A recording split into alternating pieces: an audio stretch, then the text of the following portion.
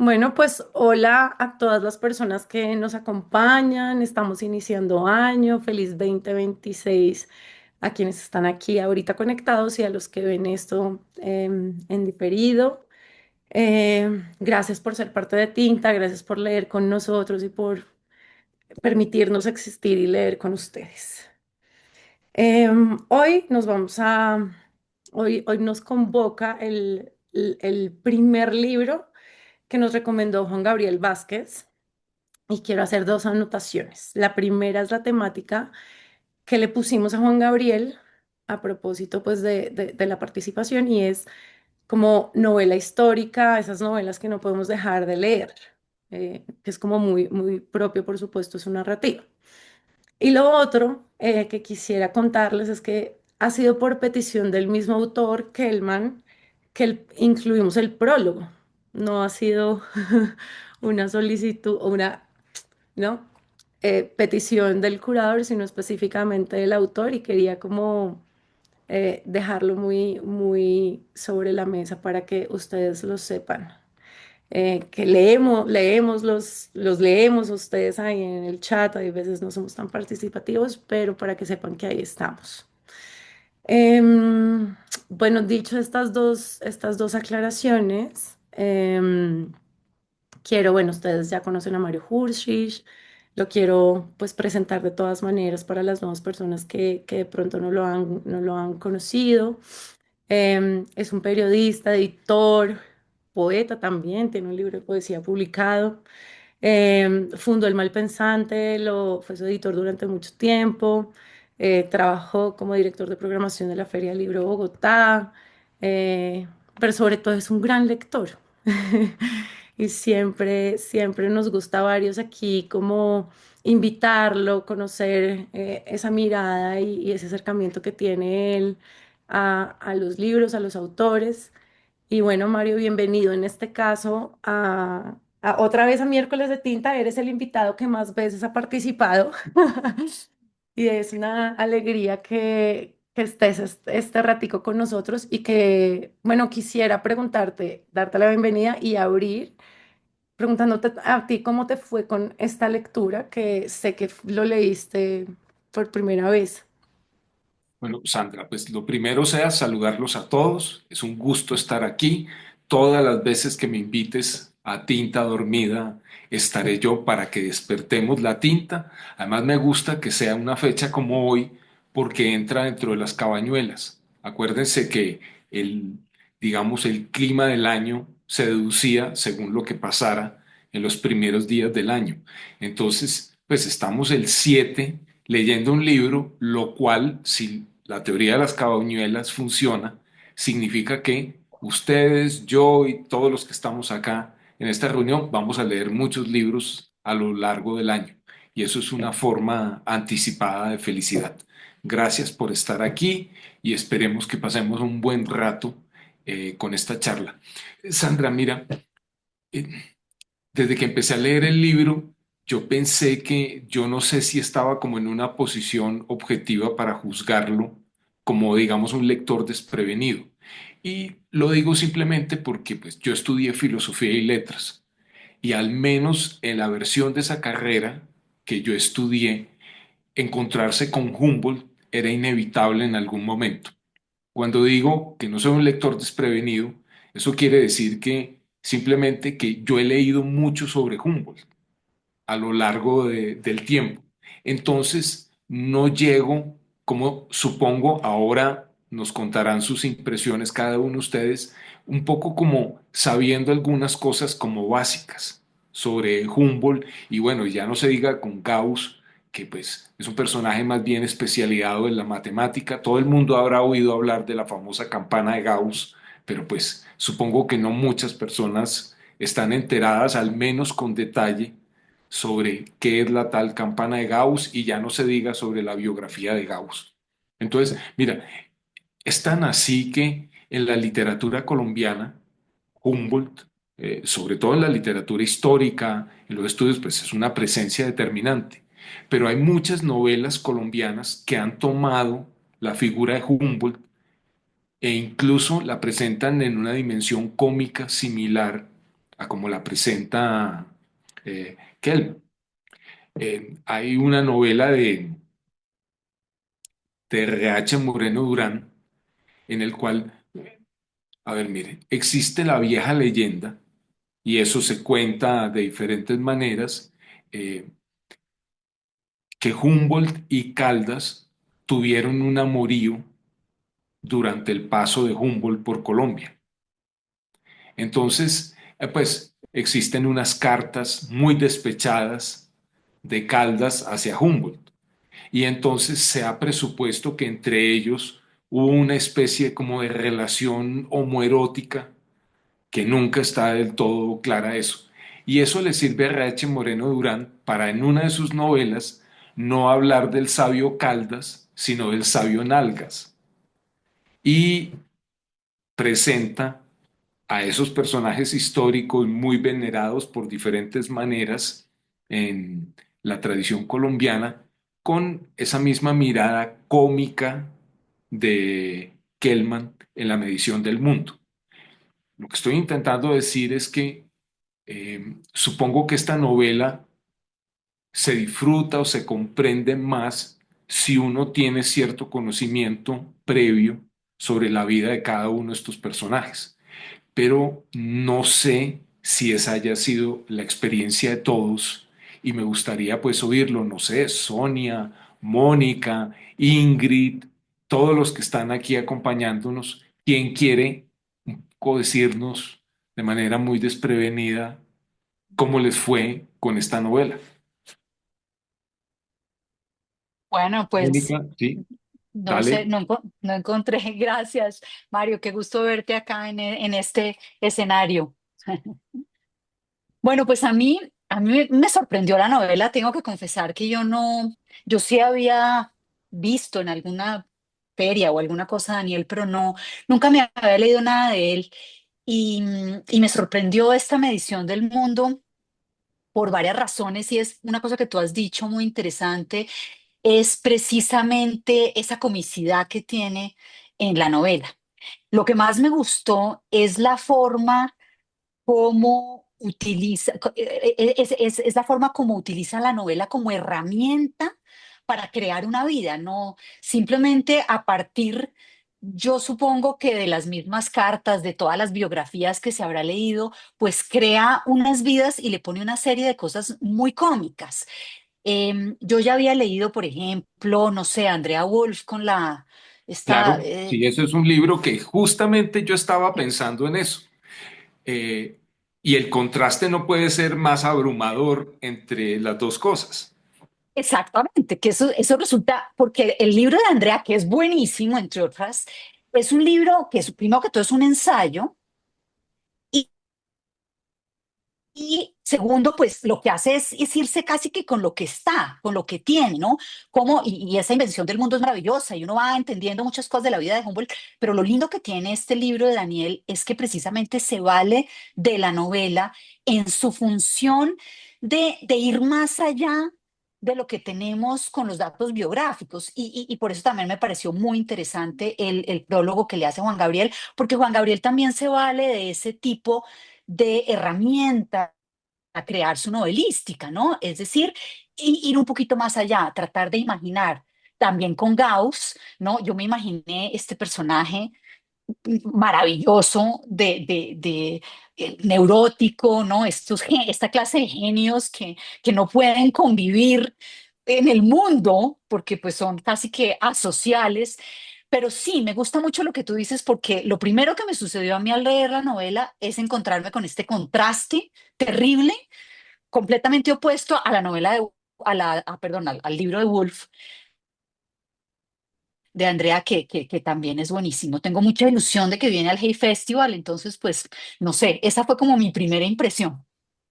Sí. Bueno, mire, ahí vi que alguien hizo el comentario que dice, pucha, y ahora Humboldt también resultó gay.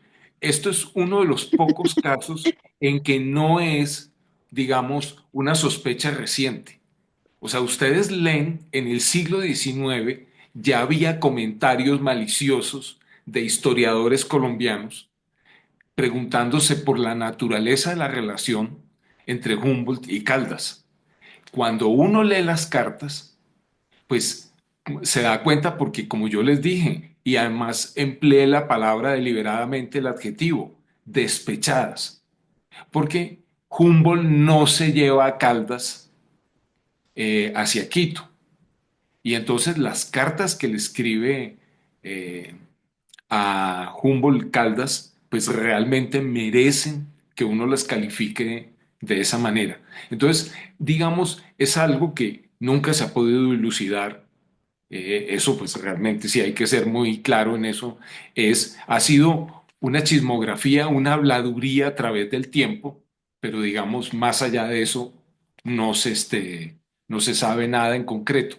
Solo que los escritores se toman libertades y como eso es un lugar común en la historiografía colombiana, pues RH Moreno Durán se aprovechaba maliciosamente de eso para utilizarlo en una novela. Volveremos sobre eso porque quiero oír más opiniones, el que quiera, pues manifestarlas aquí en este momento. No sé quién más quiera. Ingrid tiene la mano levantada, Ingrid. Hola, buenas tardes. ¿Me escuchan?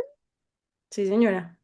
Bueno, pues nada, un libro interesante. Aún no he terminado de leerlo, pero solo quería hacer como dos aportes muy concretos.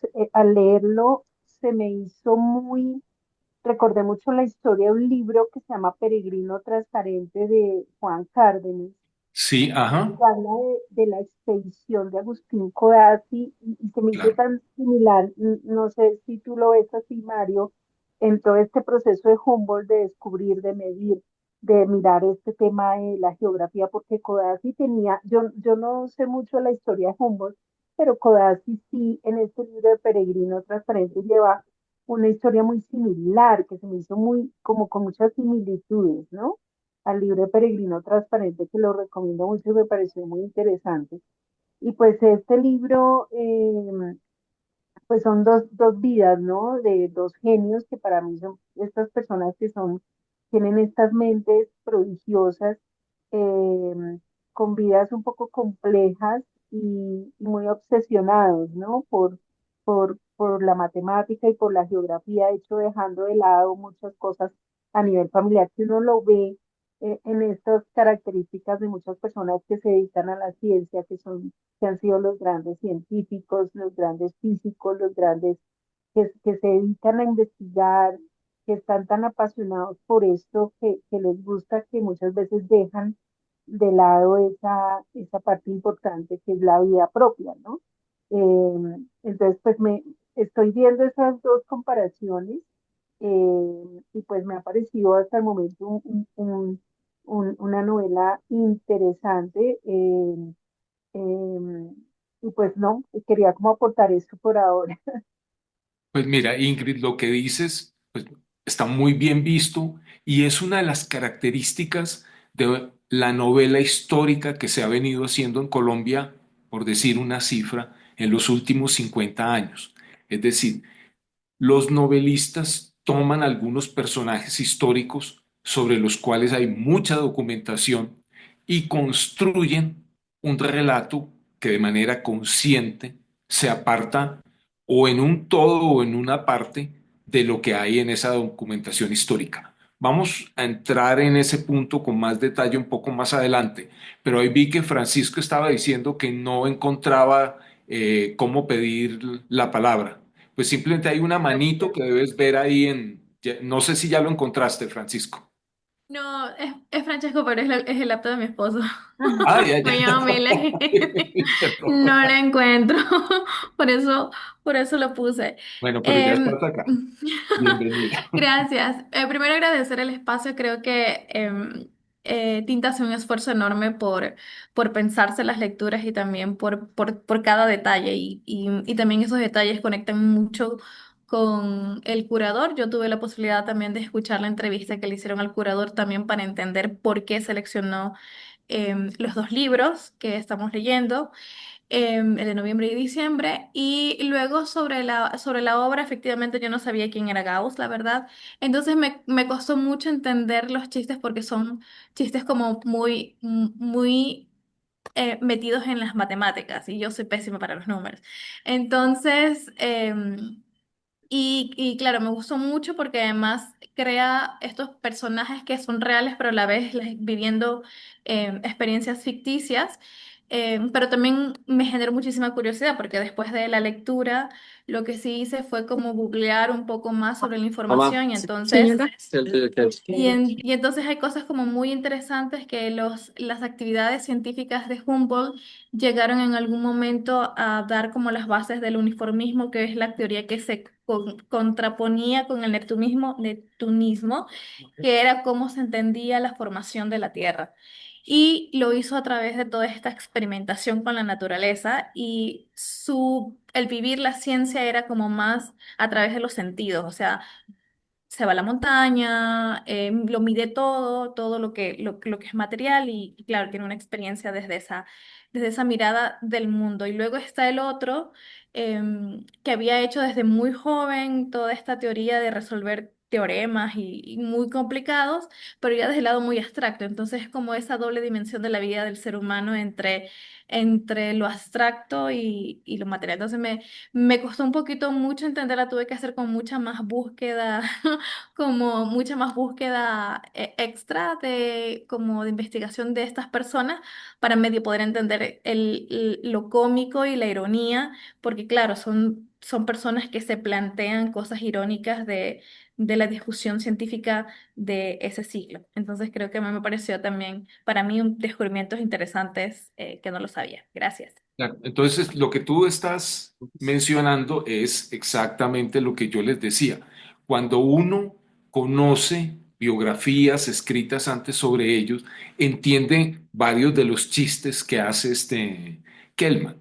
Entonces, por eso le decía a Sandra que yo no sabía si era el mejor lector para llegar a esto, porque yo llegaba, es una novela que en cierto sentido exige un mínimo conocimiento previo. No diría que en los detalles específicos y eso, pero sí más o menos cómo la tradición ha incorporado toda la investigación sobre Humboldt y toda la investigación sobre Gauss, por supuesto. Eh, una persona más, hay dos, Mario. Démosle la palabra a Chepe y luego a sí, Macarena y luego sigues. listo. Chepe. Bueno, buenas noches.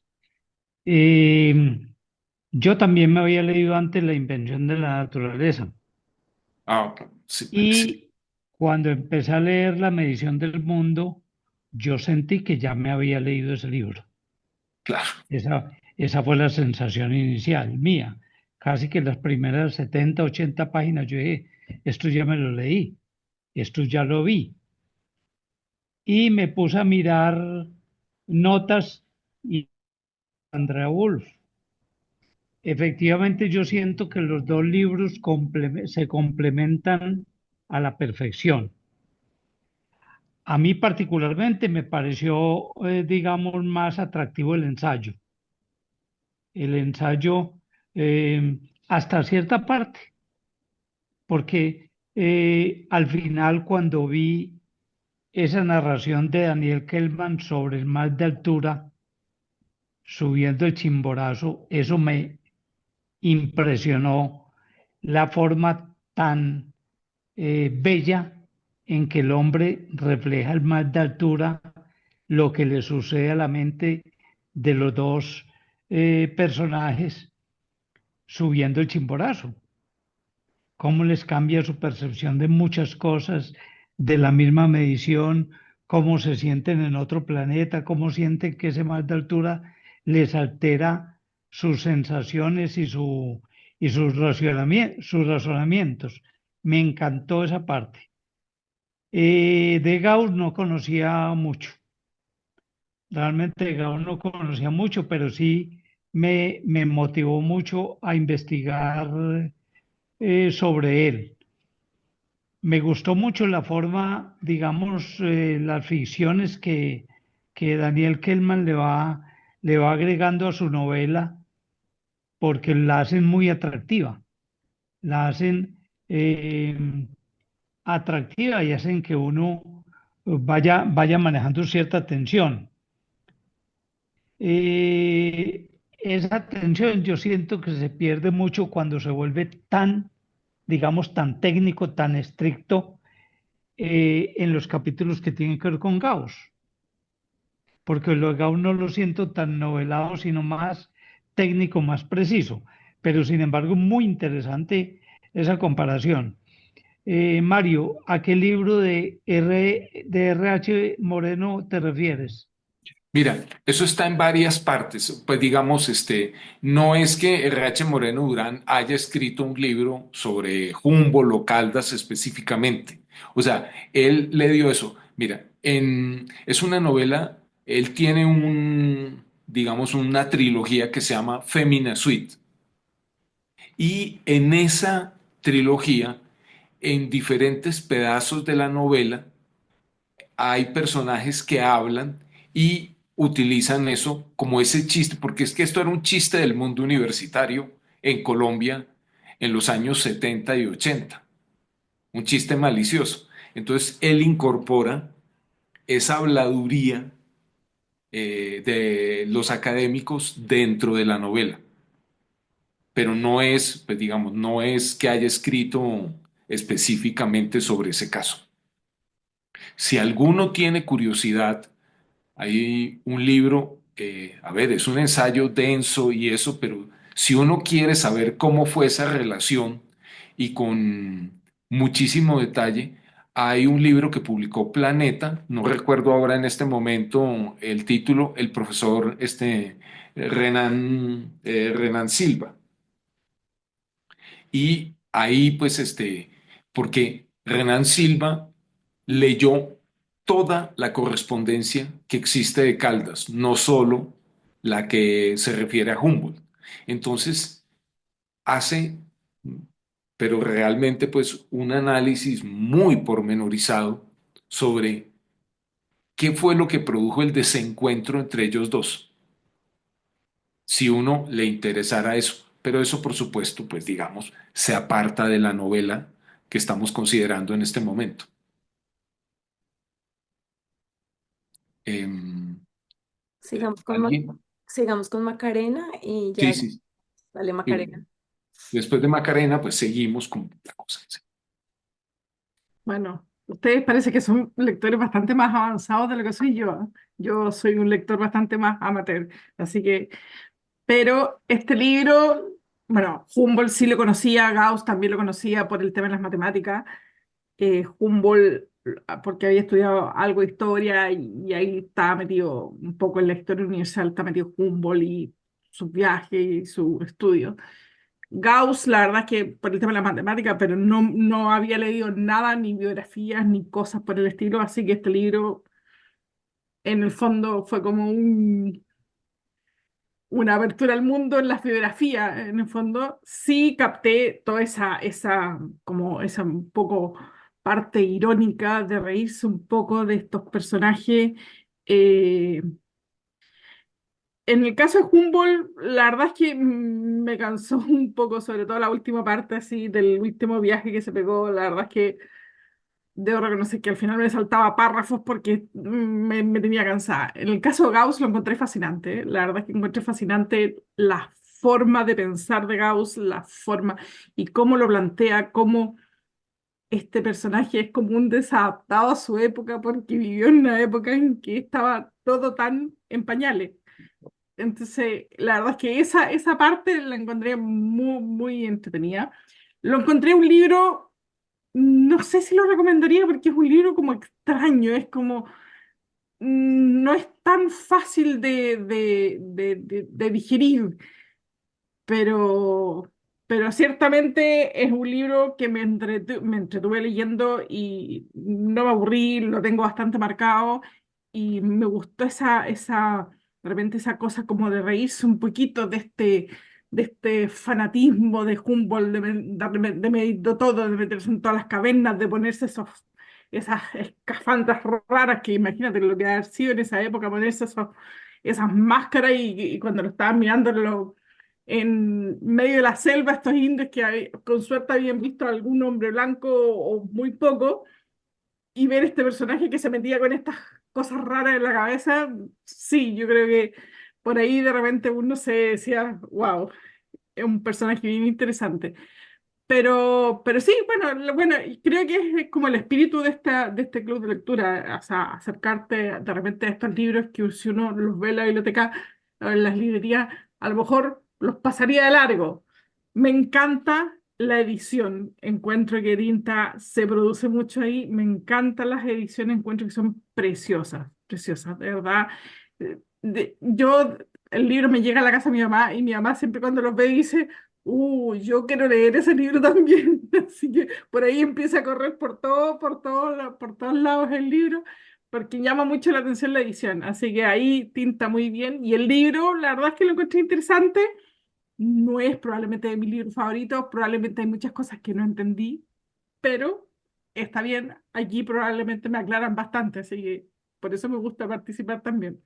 Así que Bueno, pero gracias, Tinta. entonces vamos a explorar ese posible extrañamiento que estoy deduciendo algunos de ustedes sintieron en el libro.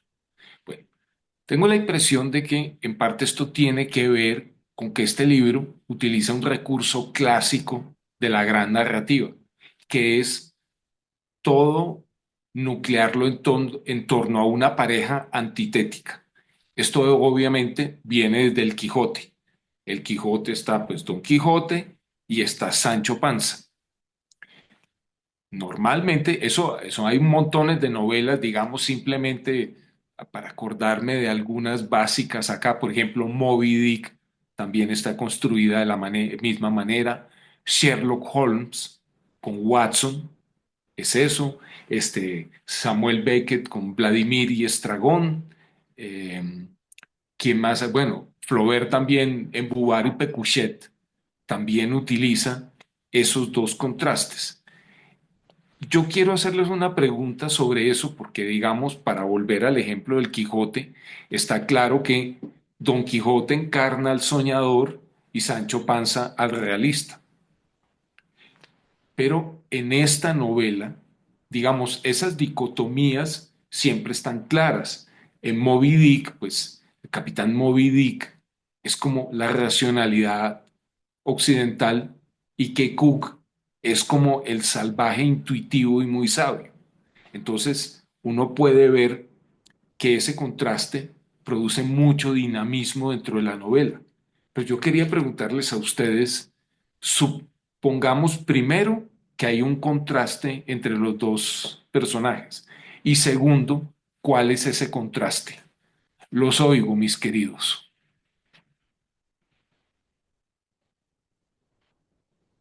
¿Quién quiere abordar un poco al respecto? Mónica. Mario, pero yo te pregunto una cosa antes de responderte. ¿Tú ves esa relación un poco Sancho y el Quijote entre Humboldt y Gauss o entre Humboldt y Bonpland? Ah, eso me parece que haces una muy buena acotación, pero a ver, esto no es como clase magistral que yo les voy a revelar una clave porque entre otras los libros admiten interpretaciones a veces incluso contradictorias y ambas son válidas. Eh, pero me gusta ese hilo que acabas de poner, o sea, entre quién es en realidad la oposición. Y tú Sí, señalas que no la ves tanto entre Humboldt y Gauss, aunque la novela está construida así, sino entre Humboldt y Bonpland. es que, es que te lo pregunto porque me parece que Kellman en varios momentos juega con esa relación, sobre todo la de Humboldt y Bonpland. Sí. Y hay momentos muy cómicos, incluso hay una que de boba no la marqué, pero hay una escena en la que él le trata como que de dar las gracias y como que no es capaz, ¿no? Entonces ahí hay una relación extraña y finalmente, al final, el hijo de Gauss todo el tiempo le está preguntando y él como que no sabe responder. Le preguntan, oiga, pero ¿qué pasó con ese señor? ¿Dónde se quedó? ¿Qué es lo que finalmente... ¿Qué pitos toca él en esta relación? Entonces, pues por eso es que me causa pues curiosidad tu pregunta. Yo ahí en esa relación la veo bien compleja. Es una relación profunda de amistad yo no había pensado en lo de lo que planteaste al principio de esa relación homoerótica, pero me parece pues también curiosa porque hay ahí una relación bien intensa entre ellos dos durante todo el viaje. Entonces, por eso preguntaba si tú la veías más entre ellos dos o entre los dos protagonistas. A ver, mira, simplemente yo pues les diré por supuesto un poco cómo lo interpreto yo, pero recuerden que muchas novelas utilizan algún esquema muy clásico. Este es uno de ellos. Esto es un procedimiento que muchos autores han utilizado a lo largo del tiempo en una novela, pero cada autor le da, y me parece que Kellman hace algo interesante con esa oposición clásica. Pero antes de llegar allá, obviamente quiero saber qué vieron ustedes en esa dicotomía o en esa aparente dicotomía de los personajes. ¿Quién más quiere, además de Mónica, decir algo al respecto? Pero no sean tímidos, por favor. Deberían estar quitándose la palabra unos a otros. Bueno, Y si hablamos Francisco está como diciendo sí. Francisco está Francesco, poniendo Francesco, algunas pero este ya, características. ¿Quieres contarnos la? Francisco no, Sí, obviamente, sí. Otra vez vuelvo a lo mismo, sí. sí, ese es mi alter ego.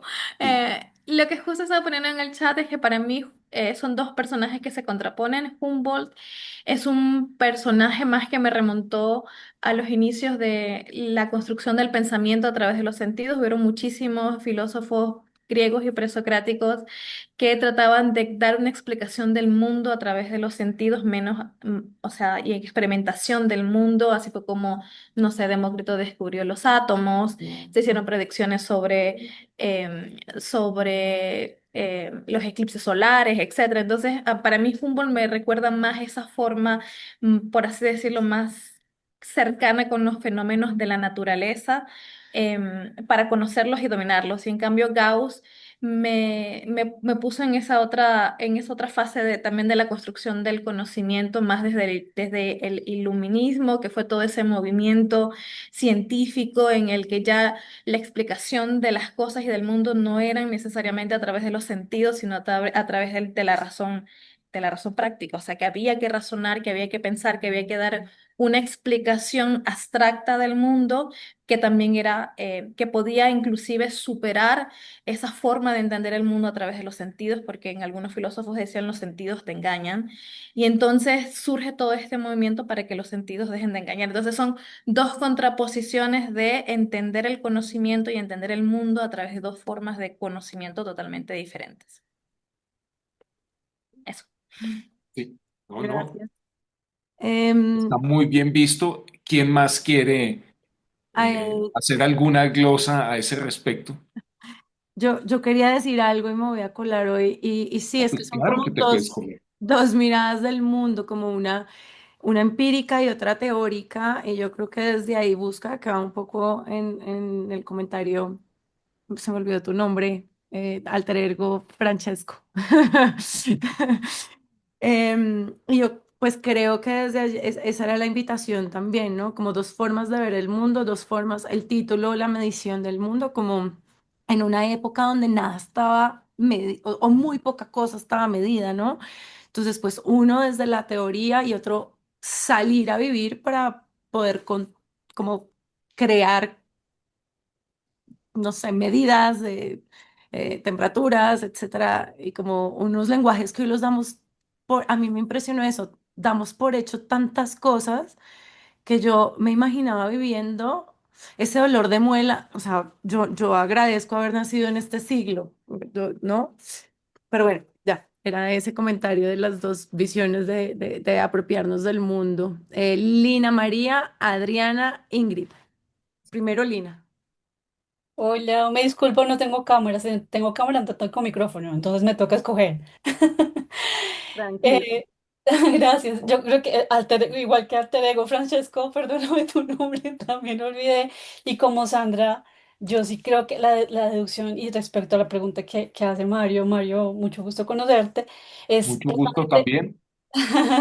Es precisamente la pregunta, mi clave del libro para mí es como, bueno, medir el mundo es realmente comprenderlo o domesticarlo, que era lo que hacía en un pedazo Humboldt y en otro pedazo Gauss, ¿no? Porque lo que decían ustedes dos, Humboldt y Gauss representan dos formas distintas de conocimiento. Una es la experiencia empírica de devorarse el mundo y la otra la abstracción matemática. Entonces, ¿cuál de esas dos termina siendo más peligrosa para el mundo, ¿no? Esa es como pues para mí como la conclusión más grande y de acuerdo a tu pregunta, Mario. Y precisamente pues eso, porque Gauss desprecia el mundo completamente cuando uno piensa en muchas de esas escenas, y Humboldt lo devora. Entonces, como ¡buah! Las dos caritas ahí del tema. Y bueno, y como punto final, y no sé si aunarlo con otra pregunta que me hice, y segundo, ¿y qué piensas tú, Mario, y los demás? Si es que esa novela trata de desmontar esa fuerza, de desmontar, perdón, o de reforzar ese mito del genio masculino, ¿no?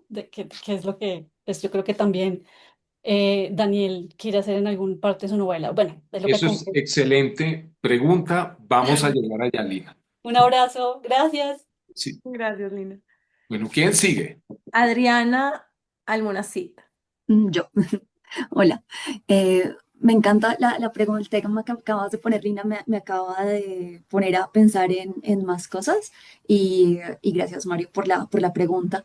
Y me quedé como pensando en esa contraposición de los dos personajes, en el lado soñador y el práctico, que también está dado como por la cuna de los dos personajes, ¿no? Como Humboldt nace pues en una familia próspera que Hay tiene un unos contraste recursos, social muy sí, notorio, pues no puede ser incluso sí, más sí, como dramático. de ella al rey, como, y como eso le permite, pues es la base sobre la que puede pues como cumplir todas esas ambiciones de explorar un mundo que estaba todavía por conocer.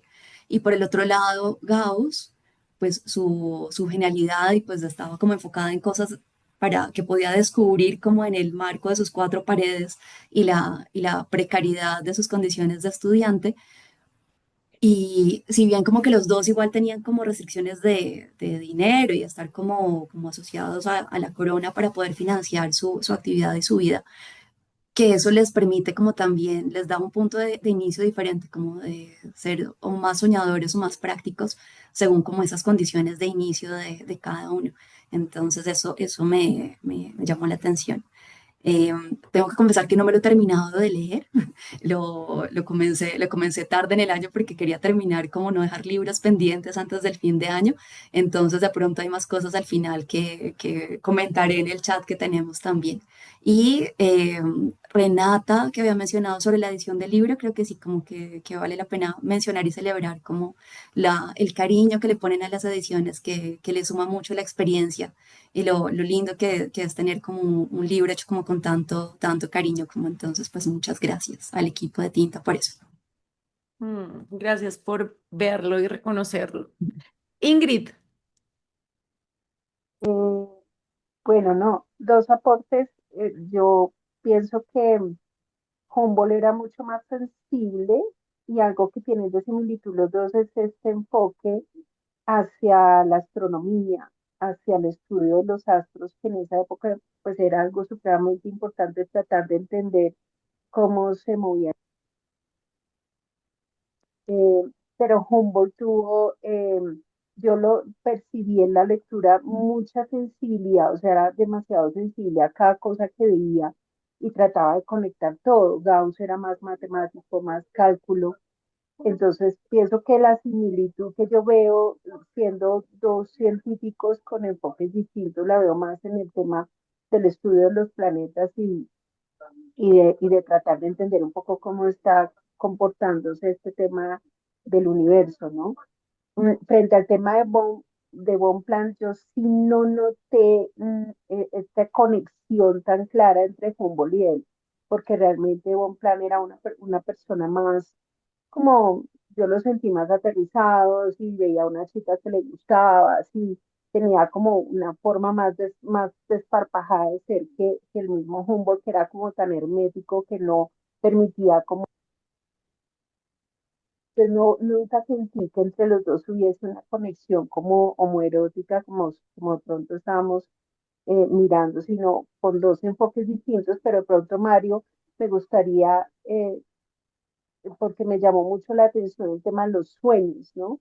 Estos sueños que ellos tienen, que llevan a esa conexión en el sueño de cosas que pasan, y quería pronto si en tus notas tienes algo al respecto para conversarlo un poco. Sí, eso es también otra cuestión, pero vamos a, digamos, a un poco, miren, todos ustedes de manera intuitiva señalan algo que en un vocabulario más técnico uno llamaría el contraste que hay entre el racionalismo, que lo practica Gauss hasta un extremo casi maníaco, y el empirismo. Esos son los términos, digamos, que la filosofía utilizaría para describir el contraste que se plantea en esta novela. Y racionalismo y empirismo son dos vías para el conocimiento del mundo. Entonces, Kellman lo que hace es que utiliza esa antinomia en la forma de conocimiento. Entonces, Humboldt, pues obviamente necesita medir absolutamente todo, a un grado incluso caricaturesco. Mientras que Gauss, pues él siente que ni siquiera tiene que levantarse de la cama para saber cómo es el mundo. Él, en su cabeza, ayudado por las matemáticas, cree que puede entender todo lo que está pasando fuera de su lecho sin hacer el esfuerzo de salir. Entonces, ahí, de otra manera, está planteada esa antinomia que hay en el Quijote entre el realismo de Sancho Panza y las ensoñaciones de Don Quijote. Pero yo quería hacerles ver también que, al menos como yo lo leo, Kellman, un giro que le hace a esta, digamos, estructura clásica de las novelas, es que la duplica. ¿No les parece a ustedes que esa antinomia que hay entre ellos dos también está llevada, por un lado, en la relación de Humboldt, como lo vio Mónica muy bien, entre Humboldt y Bonpland, pero también entre Gauss y Eugene? Nadie hasta el momento ha mencionado a Eugene aquí. Pues veo que, pues como algunos no han terminado la novela, pero con Eugene pasa algo importante al final del libro. ¿Alguien vio esas dicotomías o las experimentó, que digamos no es solo entre Gauss y Humboldt, sino entre Humboldt y su principal acompañante en las aventuras, y Gauss y uno de sus hijos? Los oigo.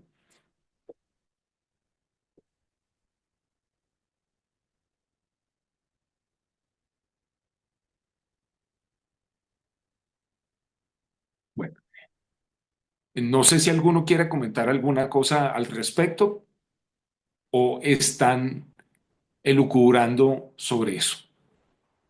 Bueno, pero eso, a ver, va a ser un tema. Pero me gusta lo que plantearon aquí, porque en la novela también se caricaturiza el concepto de héroe.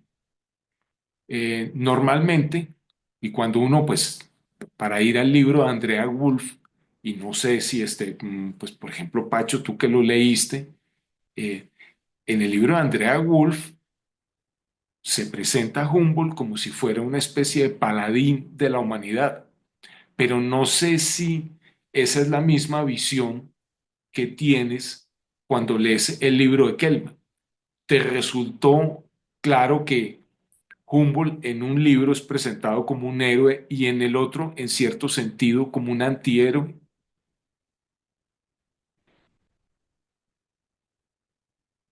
Lorena. Sí. Hola, yo tampoco puedo prender la cámara, lo siento.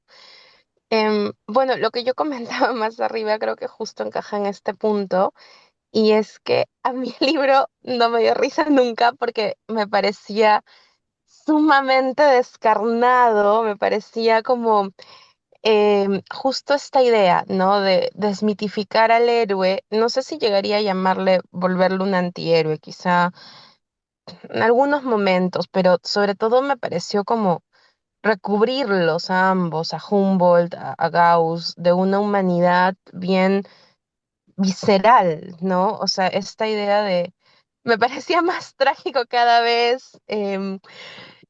Cuando Gauss tiene esta idea de, bueno, mi vida se acaba porque ya hice este libro y no voy a tener nunca más, creo que tenía 24 años, 23 años, y dice, nunca más voy a pensar como al nivel que he pensado en este momento con este libro, y lo único que me queda es esperar que Johanna me rechace otra vez la propuesta de matrimonio y tomarme curare, ¿no? Entonces, claro, y cómo sentía a lo largo que pasaban los años que su cerebro iba cada vez más lento y lo que antes le costaba, me hubiera costado un día hacer este cálculo y ahora me tomo una semana, ¿no? A pesar de seguir siendo el genio, digamos, que todos los otros, y que incluso Humboldt se lo hace notar en este encuentro ficticio, cuando le dice, claro, es que hay hombres que para descubrir cosas necesitan su marido, perdón, su esposa, sus hijos, su gorrito, ¿no? Y Gauss le dice como, ¿a qué te refieres? Pero claro, ¿no? Es esta idea de que em, era muy, muy solitario, muy descarnado, muy el dolor de muelas, el dolor de estómago, la fiebre, todo lo que Humboldt sacaba de las cartas, como esta idea siempre de posteridad, ¿no? Nada de lo que él realmente, esto lo saqué, lo del perro lo saqué, esto que viví lo saqué, porque eso no quería mandarle al hermano para la posteridad. Pide la carta que iba a mandar en caso muriera y luego la rompe porque la historia no está lista para estas, ¿no? Para estas como vulnerabilidades. Y al final, no quiero spoilear al final a nadie, perdón, pero claro, hacia el final del libro los vemos que a pesar del poder de su mente, que ha sido obvia cada uno en su manera, no hay un poder real ni sobre lo que has descubierto, ni sobre lo que puedes hacer, ni sobre lo que puedes trabajar, ¿no? Entonces yo tenía esta sensación como tanto genio, tanta mente, tanto valor, tanto todo, y Gauss había cosas que había descubierto y no podía publicar porque para que no se burlen de él, ¿no? Aunque sabía que otros iban a venir a descubrirlo, entre comillas, después. Y Humboldt con el viaje a Rusia, donde eso me pareció terrible, ¿no? Que le entregaban las muestras que ya otros habían encontrado y él les decía, esto hay que medirlo así, le respondían, eso se mide así siempre, ¿no? Como, claro, hay un futuro del que Gauss siempre nos hablaba, Gauss siempre hablaba de, en un futuro, en otro momento, todo esto va a ser distinto, esto ya no va a ser así.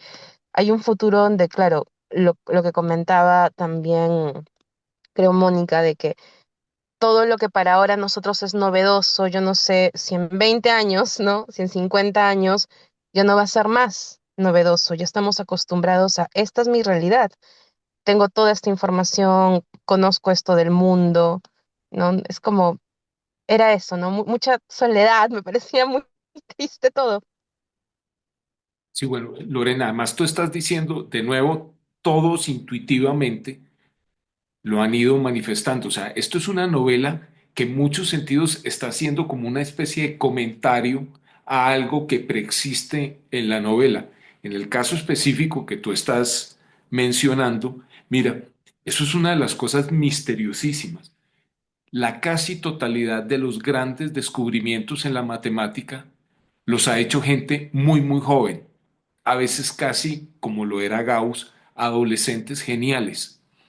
Descubrimientos hechos por matemáticos después de los 30 años son rarísimos. Entonces, lo que tú señalas, esa sensación de Gauss, que es un Gauss que tiene veintipoquísimos años, que su vida ya está más o menos acabándose. Y eso tiene, digamos, un correlato en su biografía en el sentido de que todas las, digamos, las grandes aportaciones que él hizo o a la geodesia o a la matemática, eso fueron antes de los 30 años. Entonces, volvemos a una novela que tiene una preexistencia. Pero aprovecho lo que tú estás diciendo para preguntarles si no les dio la impresión de que esto era una novela sobre la vejez y sobre lo que la vejez implica en la percepción humana. ¿Lo leyeron en ese sentido? ¿Les parece que es plausible esa hipótesis?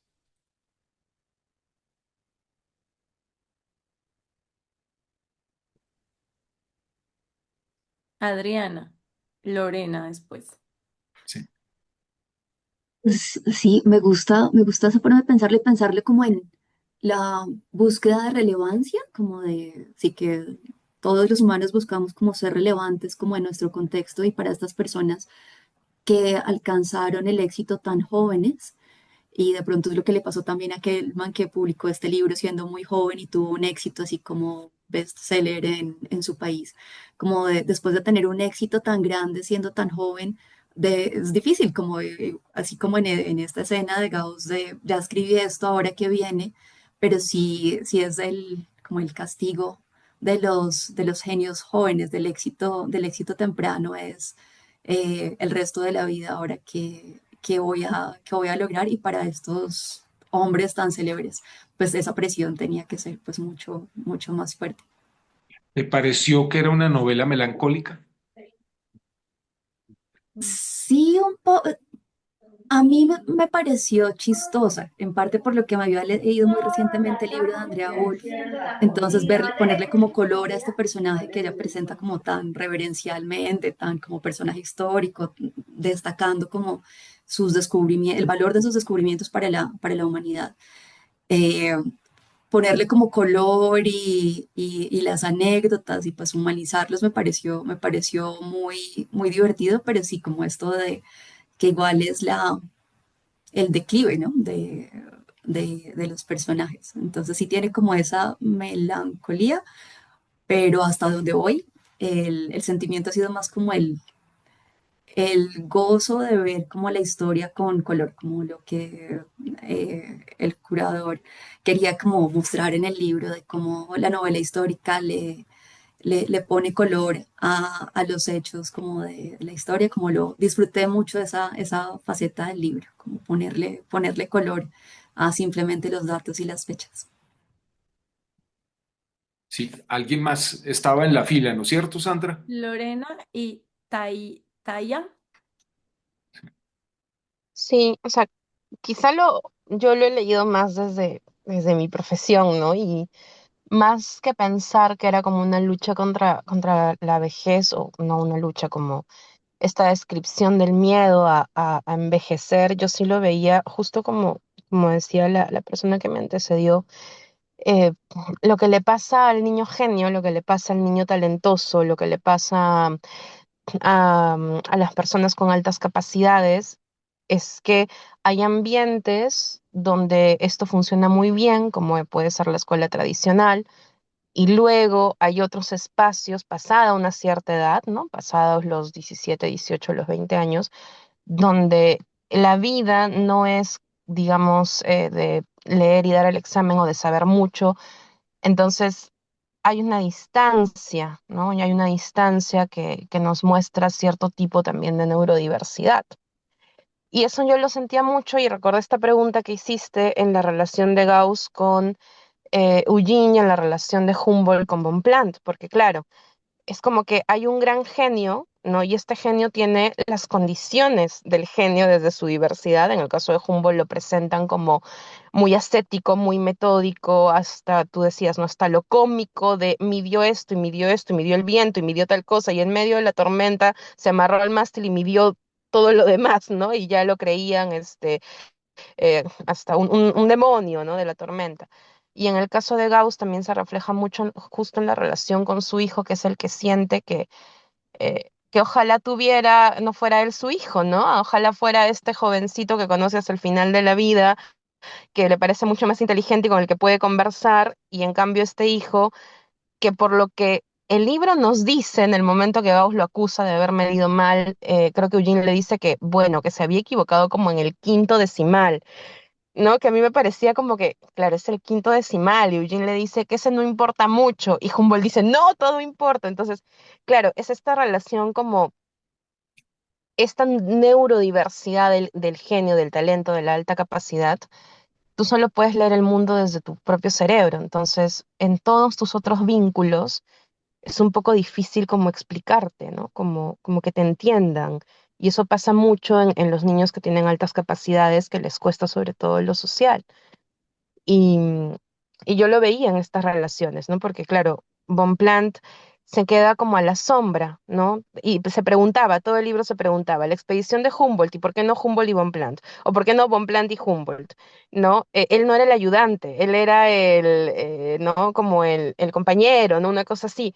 Pero claro, es que como que no es tan genio como Humboldt. Entonces ahí hay un tema donde nunca como tienen esta profunda amistad, que creo que en verdad si tuvieron una profunda amistad, pero acá en el libro lo pone como esta división, ¿no? Que hacen del genio y el acompañante. Y en el caso de Gauss con su hijo, igual, ¿no? El genio y el acompañante, ¿no? Como en otro espacio, incluso mental. Gracias, Lorena. Taya.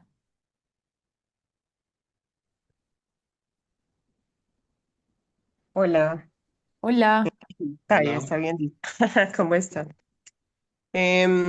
Bueno, yo sí creo que la novela se puede leer como atravesada por la vejez porque el relato en gran parte es como Humboldt y Gauss ya mayores y entonces sus logros se ven como en cierta distancia, como en cansancio.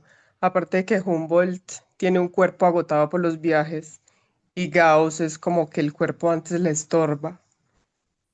Y entonces como el desajuste entre una mente brillante y un cuerpo que falla y como que al final no trae ni plenitud ni felicidad porque pues la vejez revela que el progreso no compensa las pérdidas personales porque ellos pues personalmente son un desastre. Entonces siempre es como ese contraste entre el genio siempre va a tener como una vida extrañamente triste. Bueno, sí. La melancolía del saber se llama eso. Mario, y metiendo solamente aquí un paréntesis porque Zulay Rueda escribe a la pregunta que quedó en un silencio ahorita. Dice, Bonpland y Eugene actúan como figuras que revelan las carencias emocionales de Humboldt y Gauss respectivamente, y bueno, creo que también tiene que ver con lo que han dicho, así que También me parece muy bien visto eso, sí, creo que es tal como lo estás describiendo y que forma parte, digamos, de la manera en que Hellman utiliza ese esquema que parece, digamos, muy codificado, él le da una vuelta y en vez de hacer dos formas de oposición, pues quiero decir, entre los personajes principales, lo hace también con personajes secundarios. Entonces le agrega como un giro a esa estructura clásica que me parece que es ingenioso y que además muestra esto que tú acabas de decir y que pues me parece que digamos es una observación no solo pertinente, sino sagaz. Mira, yo antes, Sandra, mira, a mí me gusta mucho en los libros, pues digamos, en los libros siempre hay una historia primera, una historia que es muy visible, que en este caso es el contraste entre Gauss y Humboldt. Pero a lo largo de esta novela hay una subtrama que va casi que como un poco secreta. Y les quería preguntar a ustedes qué, sé que algunos no podrán, pues si no han terminado el libro, obviamente no pueden percibirlo todavía de eso, pero ¿qué piensan ustedes de toda la historia de la fotografía que hay en este libro? Y en concreto, Nips y Daguerre. ¿Qué papel cumplen, según lo ven ustedes, esos dos personajes en esta historia? Acuérdense, están desde el comienzo, cuando Gauss llega a la casa de Humboldt, que lo recibe. Recuerdan que intentan tomarle, Daguerre intenta tomarle una foto, y la foto, pues, por la fecha, esto es 1828, pues digamos, la fotografía será desarrollada, al menos en su sentido básico, primitivo, unos años más tarde, todavía. Y entonces están, digamos, los dos inventores franceses, aparecen siempre al fondo de esta novela. El hecho de que haya una ciencia que está en sus comienzos, mejor dicho, que las fotos se intuye que se puede hacer, pero las fotos todavía no se pueden tomar. ¿Qué tipo de resplandor o qué tipo de comentario hace esa historia que está en el fondo sobre la historia que está en primer plano? ¿Cómo ven ustedes eso? Es como, miren, piénsenlo, en la lectura siempre es interesante. Por ejemplo, si ustedes ponen, uno puede pintar blanco en un cuadro, pero si previamente pone rojo, el tono que va a dar ese blanco es distinto. Hay una refulgencia del color que está al fondo sobre el color que está en el primer plano. De manera análoga, me gustaría que siempre piensen en las novelas de esa forma. Los personajes secundarios, los que están en la tercera o cuarta fila, ¿qué tipo de tonalidad le dan a la historia que está en el primer plano? Frente a dos personajes que están descubriendo cosas, al fondo hay unas que no han podido descubrirlas, a tal punto que no existe, o sea, una foto del encuentro extraordinario que hubo entre Humboldt, o sea, recuerdan esa escena que está al comienzo del libro, que, digamos, no pudieron posar para la eternidad, que Mm. significaría que estén en una fotografía. Oigo elucubraciones a este respecto. Mónica. Bueno, pues Mario, a mí también me llamó mucho la atención y me entusiasmé mucho al encontrar a Daguerre, porque además me acuerdo García Márquez con el daguerrotipo, cuando en esa época que ya Daguerre se había logrado. em, Sí, me llamó la atención que pues es como que él sí en cambio no ha podido, él no ha logrado, pero hay un momento, ustedes me corrigen, no sé si me lo estoy inventando, pero hay un momento dado en que Humboldt le da la pista, le dice, si usted echa, ¿cómo es que se llama el yoruro? No, No, no sé cuál es es Gauss la el que le da forma la de pista, fijar el es metal. Gauss el que le da la Eso, pista. perdón, Gauss. Sí, Es Gauss el que al final, y pasa como desapercibido sí, el consejo y le dice, oiga, eso se fija de tal forma y ya. Entonces uno dice, ay, entonces ¿será que la fotografía la descubrió Daguerre porque Gauss le dio la pista? sí.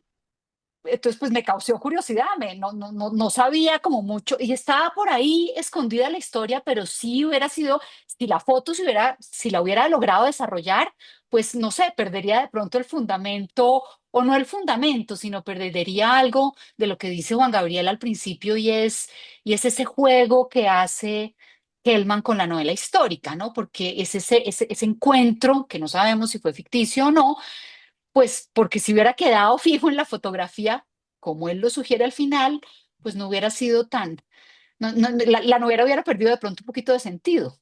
Entonces, eso fue como mi impresión con respecto a la guerra. Bueno, te pregunto a ti y le pregunto también a los otros, porque eso nos permite introducir otro tema también de mucho calado acá. ¿Una novela es una fotografía? Una novela puede ser una fotografía y las fotografías se pueden interpretar de muchas maneras, así como la realidad se puede interpretar de muchas maneras. Yo te puedo decir en este momento, Mario, ¿tuviste esa chaqueta tan fea que tenía Sandra en la reunión? Esa chaqueta gris tan fea que tenía Sandra en la reunión y tú me vas a decir, me muero la pena contigo, Mónica, pero la chaqueta de Sandra era azul. Y vamos a entrar aquí en una discusión y estamos en cámaras y estamos ambos viendo la chaqueta.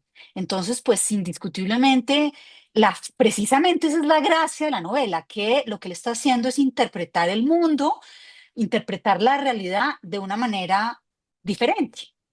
Entonces, sí, puede ser una novela, una fotografía, puede haber ahí un paralelo interesante. Bueno, miren, en la novela se menciona en muchos Mario, momentos. perdóname Sí, que dos gracias. personas alzaron la mano y me parece Ah, no, chévere no, no, la claro que palabra. sí, sí, sí, sí. Lina María y luego Jimmy. Y bueno, aquí yo de nuevo voy a, como dice Mario, voy a elucubrar algo porque no lo había pensado como lo pensaste tú, lo de la fotografía, pero a mí me parece muy bonito esa pregunta porque me parece que es que la fotografía puede venir a ser como otra forma que plantea Daniel de medir el mundo, ¿no? Porque hasta ese momento, pues Humboldt y Gauss representan que medir significaba calcular, clasificar, abstraer números, conceptos, bla, bla, bla. Y la fotografía con Daguerre irrumpe como una medición que no tiene esa mediación intelectual, es decir, el mundo se inscribe solo y no pasa por la mente de ningún genio, ¿sí? Entonces, no hace falta ser un genio como Gauss o como Humboldt para capturar esa realidad. Entonces, me parece que la fotografía desmitifica también ese genio, ¿no? Democratiza el acceso a cómo puede representarse el mundo. No solamente los científicos, exploradores y genios pueden mostrar el mundo a los demás, sino que cualquiera puede hacerlo sin dominarlo como conceptualmente, y eso me parece súper bonito.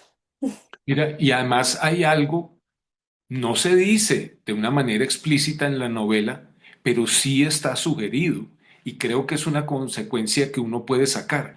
Al final de la novela, Humboldt está muy melancólico, muy pesaroso, porque dice él, ya no queda nada en el mundo para medir.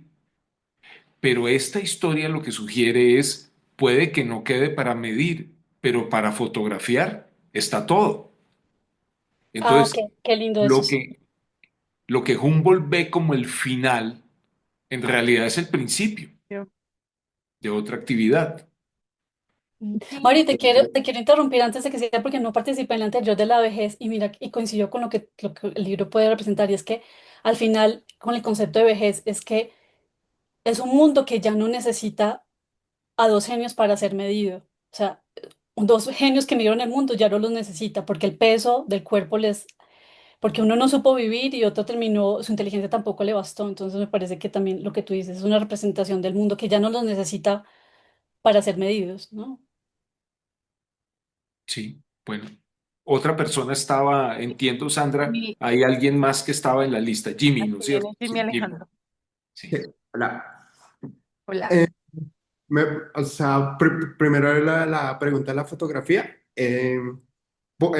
Es muy curioso porque también yo empecé, o sea, yo soy científico de datos e ingeniero y estoy yéndome por la neurociencia y todo eso. Me pareció muy curioso como esa pregunta porque ahora intento como irme por el lado, por no cambiar al lado como más humanístico, sino mejorar. O sea, que ser como ser humano y la fotografía creo que es una parte de la historia y todo eso, pero creo que estoy un poco en desacuerdo con Lina en la parte de que como que ve el mundo que para ellos, uniendo las dos preguntas, de que para ellos está acabando su tiempo y creo que no, creo que cada generación va creciendo y cada genio pues va aportando para la humanidad pues el mundo se construye a base de grandes momentos, pero también de pequeñas personas que van dando como ese grano de arena.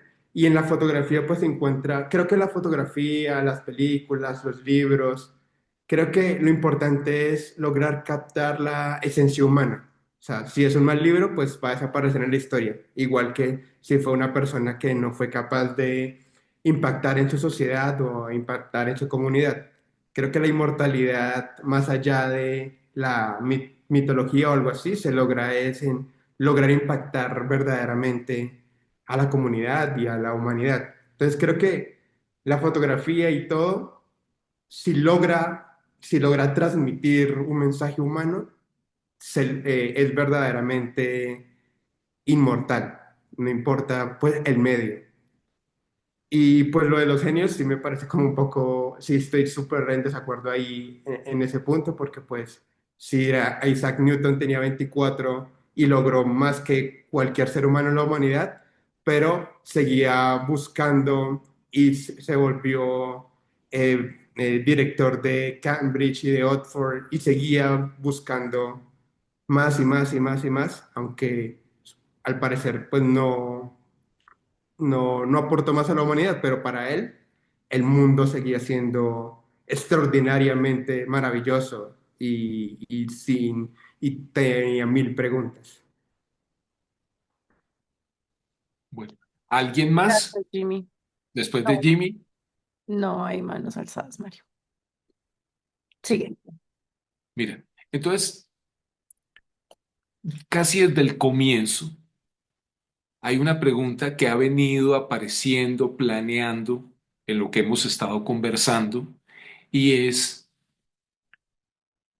cuando hablamos de novela histórica, parecen unirse dos términos que tienen como una especie de, digamos, contradicción entre ellos, porque la palabra novela alude a ficción, a imaginación, e historia casi inevitablemente nos remite a los documentos. Entonces, pareciera haber una tensión en ese término que las novelas evidentemente resuelven de distintas maneras. Yo quería preguntarles a ustedes que, hablando de novelas, ¿qué tipo de libertades se puede tomar un escritor?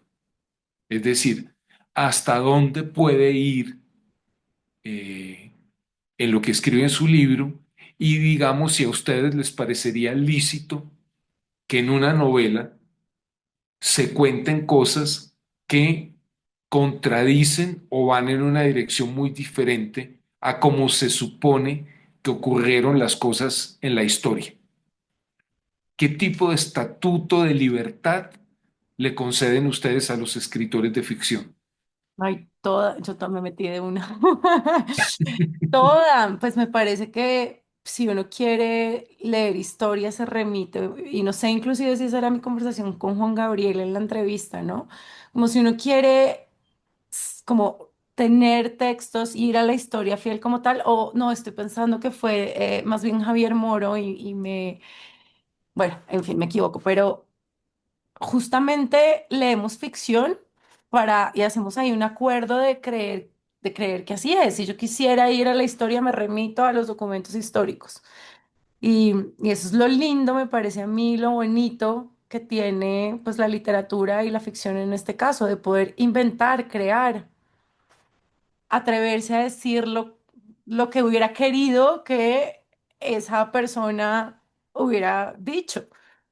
Perdón, bueno, Bueno, ya. Adriana yo y les voy a hacer una luego, hay Sandra, o dos sea, porque personas. quiero oír a todos un poco eso, porque luego les voy a hacer algunas preguntas que tienen filo, me parece a mí, pero en fin, Ok, ya vamos a llegar allá. pasito. Sí. Adriana, Almonacid y luego Jimmy.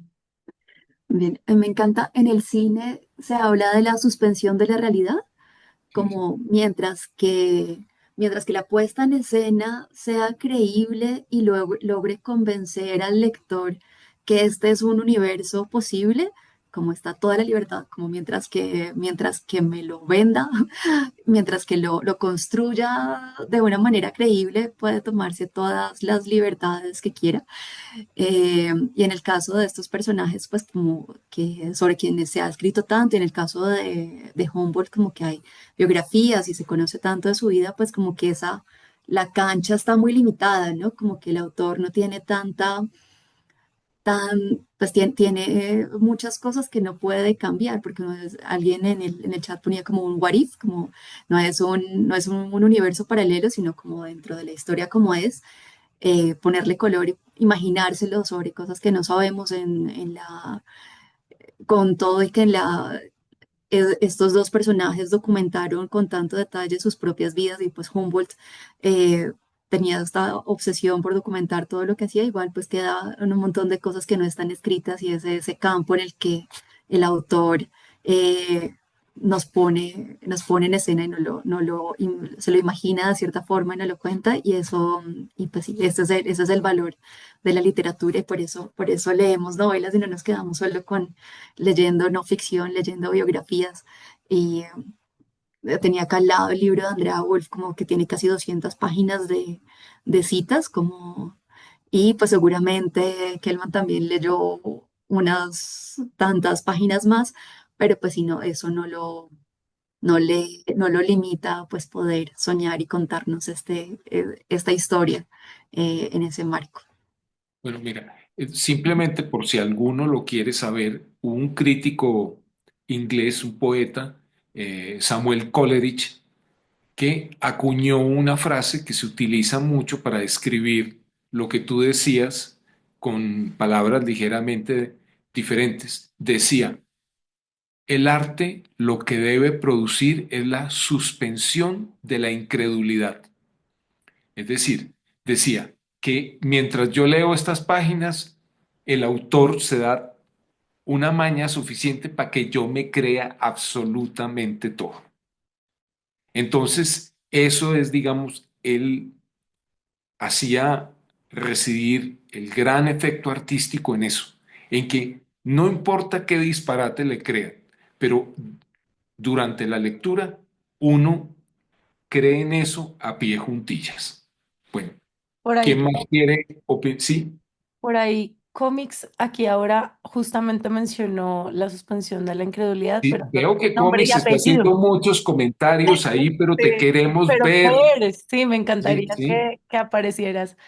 Jimmy, y luego, ay, Francesco, por favor, anótanos el nombre. Francesca, Francesca. O le ponemos ya Francesca, sí. Jimmy.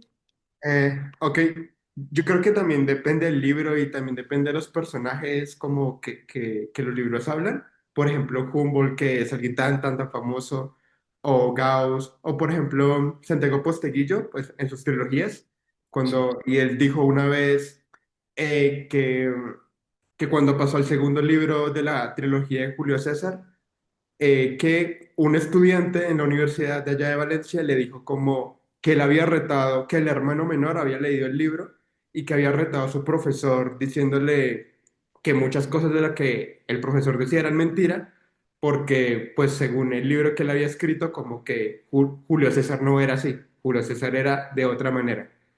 Entonces él mismo se preguntaba como, pues, ¿qué obligación tengo yo al escribir una novela histórica de mostrar toda la verdad con hechos o de poder cambiar algunas cosas por el beneficio de la trama? Sí, como decía la anterior compañera, como en las películas hay necesidad de resumir o de unir personajes o cosas así. Entonces creo que hay que como una línea de poder crear un mundo y que la persona se crea, pero cuando son personajes tan conocidos, creo que sí hay como una cierta responsabilidad cuando no se quiere satirizar el personaje, de poder como transmitir la esencia de sus personajes. O sea, Humboldt claramente no lo podrían hacer como alguien aburrido, porque pues fue uno de los grandes exploradores del mundo, o Julio César como un tonto, porque pues era uno de los más grandes estrategas militares de la historia, o cosas así. Creo que como esos puntos de esencia de cada persona. Y Francesca. Gracias. Bueno, yo creo que solo porque tengo un poquito de formación, porque soy abogada en tema de derecho, respecto a la pregunta que Mario está haciendo sobre las libertades, creo que las libertades extremas sin ninguna regulación pueden llevarnos a unos excesos que pueden seguir cambiando la forma en la que estamos interpretando la realidad. Y a mí me pasó mucho entre la relación de Humboldt y Aimé Bonpland. Y yo leí sobre Aimé Bonpland porque en esta narrativa histórica ficticia queda representado como un calenturiento que recorre el mundo, un braguetero, y entonces me parece que eso es injusto, porque cuando me fui a la referencia histórica, es un hombre que acompaña con el tecnicismo y la rigurosidad científica a Humboldt en todo el proceso, que históricamente no se le reconoce el aporte que ha hecho en esos viajes y en esas expediciones, y además que tampoco se le reconoce su posicionamiento político, porque fue una persona que se enfrenta a unos poderes en Sudamérica y termina siendo detenido durante 10 años en su residencia, y es la razón por la que no puede también volver a Europa, más de la decisión de haberse em, quedado en América Latina y luego termina radicándose en Argentina, y es la razón por la que muere en Argentina. por su pensamiento político. Entonces creo que a veces esos excesos de libertades pueden deformar el carácter de los personajes históricos. Y me parece que en ese caso muy específico hay una deformación del imaginario que se tiene de Aimé Bouclan como compañero y me parece que reducirlo a la parte más picaresca de venir al continente porque, no sé, bueno, no sé, tal vez a eso venían los colonizadores, pero me parece que es injusto no haberlo tamizado de una forma mucho más equilibrada en nombre precisamente de la libertad. Cambio. Mira, voy a hacer una glosa a lo que tú acabas de decir porque acabas de introducir un elemento que en esta discusión es muy importante. No sé si estuvieron atentos a una discusión muy compleja que ha habido en Colombia en los últimos tiempos relacionada con la película Noviembre. Quienes la hayan visto saben que es una película sobre el asalto por parte del M-19 al Palacio de Justicia. Estoy cambiando, obviamente, de arte. Estamos en el cine, no en la literatura, pero el ejemplo vale. Esto es una película en la cual los personajes que aparecen son personas, digamos, que tuvieron existencia histórica, entre ellos el magistrado Manuel Gaona. Y sus hijos presentaron un amparo porque les parecía que la forma en que se representa a su padre en la película tergiversaba lo que había sido su padre. Entonces yo les vuelvo a hacer la pregunta. Bonpland y Humboldt, pues, están 200 años atrás, pero una novela puede darse la libertad de utilizar el nombre de personas que están vivas y que tienen, digamos, protagonismo en la vida social, o eso debería estar restringido. Oh, qué fuerte, Mario. Lina María quiere hablar.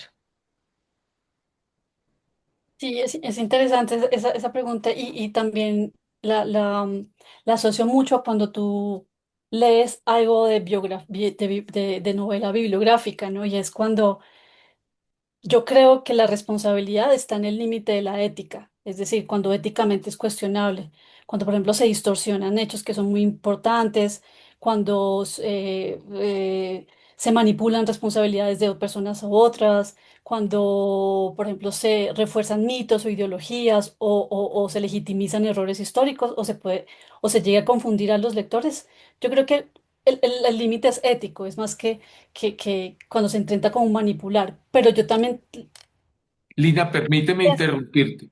claro Hay que una sí. novela de Fernando Vallejo Ujú, en que capturan a Andrés Pastrana, a Uribe, a Petro, a otros expresidentes y los fusilan. Eso, ujú. insisto, ¿forma parte de las libertades artísticas del autor o Sí. debe tener algún tipo de límite? Vale, entonces ahí venía mi discurso, o sea, yo, esa era la primera parte, decía que el límite debe ser ético, pero también hay un criterio para mí, en mi concepto, hay un criterio muy clave que es la verdad literaria, y es que una novela histórica, su planteamiento no es si ocurrió exactamente así o no tal cosa, sino que ayuda a comprender mejor una época, una lógica de poder, en este caso el ejemplo que me pones de gobierno, una mentalidad, y ahí remato con mi teoría, y es que también hay una responsabilidad que también se le tiene que pasar al lector de la novela histórica, y es que precisamente sabemos que es una novela histórica, entonces nos exige a nosotros como lectores suspender un tipo de exigencia de exactitud en los datos y activar un pensamiento crítico. Es decir, la novela no me va a venir a enseñar qué pasó exactamente, pero sí cómo pudo haberse vivido eso, cómo se justifica algo, qué otra forma de realidad se puede construir aparte de unos hechos, ¿no? Esa es mi opinión. Obviamente, recalcando que para mí la ética sería como el derrotero a tener en cuenta, pero yo creo que de eso se trata la novela histórica, de no leer los hechos, porque para eso se uno a los anales bibliográficos y exactos de cronología de las cosas, ¿no? Pues, mi opinión. Bueno, sé que Gracias, vienen más Lina. reflexiones sobre esto, pero les pongo un ejemplo para ir agregando capas de complejidad a este asunto. Una de las grandes novelas latinoamericanas de los últimos tiempos es Santa Evita de Tomás Eloy Martínez. Bueno, en esa novela hay un periodista que está investigando sobre la vida de Eva Perón y la novela tiene la forma de una crónica periodística. Es una investigación que está haciendo un reportero. Bueno, Tomás Eloy Martínez mentió montones de cosas falsas sobre la vida de Eva Perón, pero se ha leído como si fuera, porque como es un reportero el que está investigando la cosa, como si fuera una investigación documental. Entonces, incluso en los libros de texto de historia aparecen mentiras puras y duras que Tomás Eloy metió deliberadamente en la novela, que se han convertido paradójicamente en verdades históricas. Reformulo lo que ya les dije de otra manera. ¿Forma eso parte de la tierra de libertad que tienen los autores o, insistimos, debe tener algún tipo de límite, algún tipo de frontera esa libertad? Y bueno, Juliana Guerrero. Buenas noches. Bueno, yo creo que sí debería haber un límite porque, y más cuando se habla de algo histórico, cuando se encuadra dentro de histórico, yo creería que sí debería haber un límite.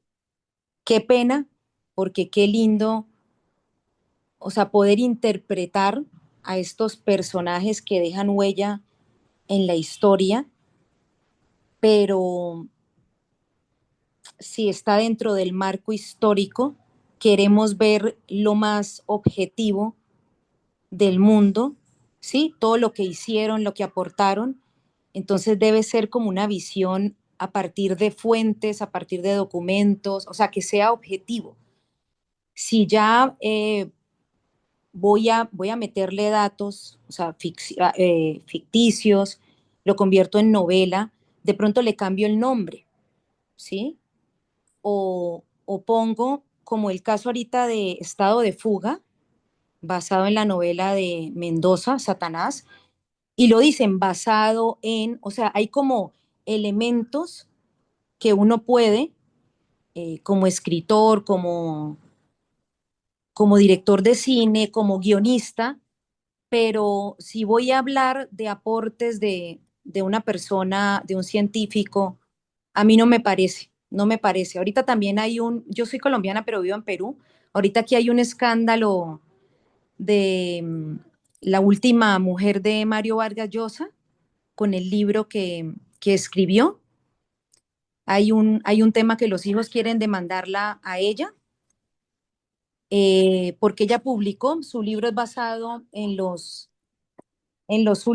las cartas que él le escribió, ¿no? Y los hijos de Vargas Llosa quieren demandarla a ella porque en el Perú parece que no se puede publicar cartas porque lo están desprestigiando a él, ¿no? Así sea documentos privados que le enviaron a ella no los puede publicar y ella dice que en España sí, bueno, acá hay un tema todo, pero aún parece que no hay una demanda por el momento. Pero en resumen, poco me salí, no me parece, lamentablemente, porque si no aparecerían muchas interpretaciones de estas personas, pero si es dentro del marco histórico, me parece que debería ser lo más objetivo, basado en fuentes, basado en datos, pero las interpretaciones no. Voy a Falta seguir Mario. agregando, déjame seguir agregando en la milhoja otra capa de complejidad. Miren, hay una novela muy reciente que publicó una escritora colombiana que se llama Mariana Espinosa. El libro se llama ¿Cuándo detener la música? Entonces, a ver, esto inicialmente ese libro era una crónica, digamos, la historia que ella cuenta es que ella, eh, por razones diferentes en cada caso, acompañó a morir voluntariamente a sus padres. Tanto su papá como su mamá murieron por eutanasia. Entonces, Yo había leído la novela y un día pues voy a una reunión con Yesid Reyes, el abogado colombiano. Entonces, Yesid le dice a Mariana, si usted pone eso así, la pueden meter a la cárcel. O sea, si usted utiliza eso, entonces, ¿qué hizo Mariana? Los convirtió en personajes ficticios. Y ese solo cambio, aunque la historia es exactamente la historia de su familia, evita que la metan a la cárcel. ¿Por qué en un caso tiene consecuencias legales y en el otro se disfruta de impunidad?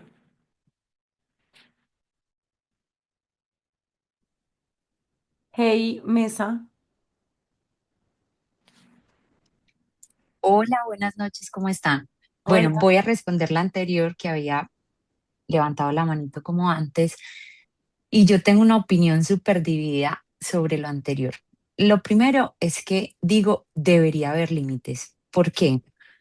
Porque cuando no, el lector, cuando agarramos el libro y empezamos a leer acerca de personajes que quizá no hemos estudiado a fondo, muchas personas, muchos lectores se quedan con esa información, ¿cierto? Entonces ahí estoy súper de acuerdo con la compañera que dijo, es también una tarea y una responsabilidad de nosotros como lectores ir un poco más allá. De hecho, me parece que esto es una oportunidad para aprender, para hacerse nuevas preguntas, para conocer nuevos personajes, porque a veces nos enraizamos mucho en ciertos géneros literarios, ¿cierto? Entonces, esa es mi primera opinión, que es como la tranquila. Y la otra opinión que tengo es que pues como lectores, como personas, pues como seres humanos, tenemos la posibilidad del libre albedrío, es decir, que leo y que no leo. Entonces, si quiero datos que son datos puros, datos completamente curados, me voy a la historia. Y si quiero ponerle un poco de picante a lo que quiero leer, pues me voy a una novela que yo misma pondré mis límites. Si de pronto va en contra de lo que yo quiero, de lo que yo soy, pues siempre está la posibilidad de parar. Pero entonces desde lo que elegimos leer, nosotros también tenemos que volvernos curadores hasta qué punto vamos. Ejemplo, yo los había escuchado, pero nunca había leído acerca de ellos.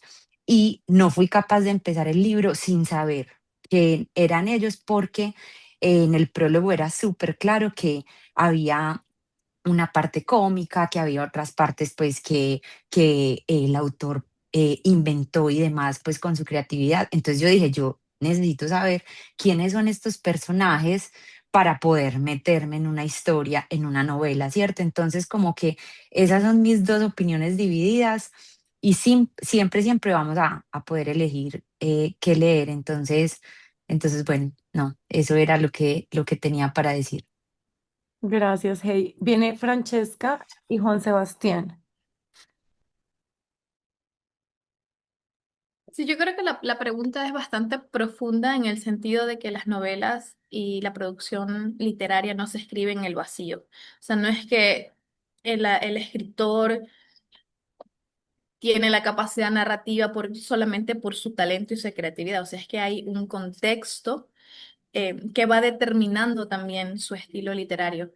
Y como las obras no se escriben en el vacío, creo que por qué en el uno, como decías, es plausible sancionarlo por delito y en otra no, tiene mucho que ver porque en algunos de nuestros marcos jurídicos que tienen un fuerte cimiento occidental, hay algo que se llama em, apología del delito.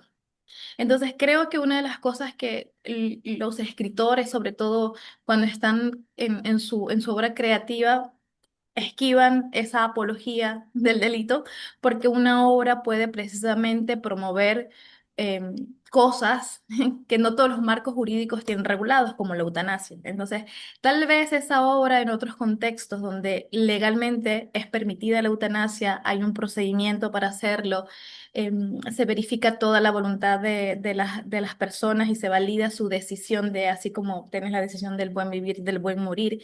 En otros contextos y en otros marcos jurídicos es una prohibición. Entonces, dependiendo de también ese contexto, creo que la ficción ayuda a saltar algunas cosas que podrían caer en marcos jurídicos bastante más restrictivos como la apología del delito. Entonces, creo que porque en uno es delito sí, en otro no, tiene que ver mucho también por el contexto del país, por lo que está regulado o no, por lo que se permite o no en las sociedades, etcétera, porque las obras no se escriben en el vacío, o sea, no solo provienen de la creatividad y el ingenio y la capacidad del lector, sino que se alimentan del bagaje y el contexto histórico en el que vivimos en la sociedad. Ya. Juan Sebastián, antes de que hagas tu intervención, permíteme hacer también otra pequeña glosa a lo que tú acabas de decir, y es, mire, cuando se publicó, eh, ¿cómo se llama?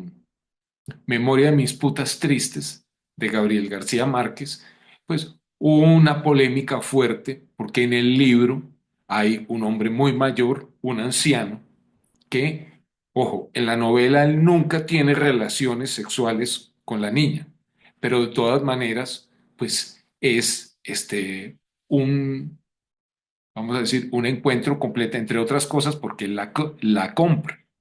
Entonces, esto suscitó discusiones en que se acusaba a García Márquez de pedófilo.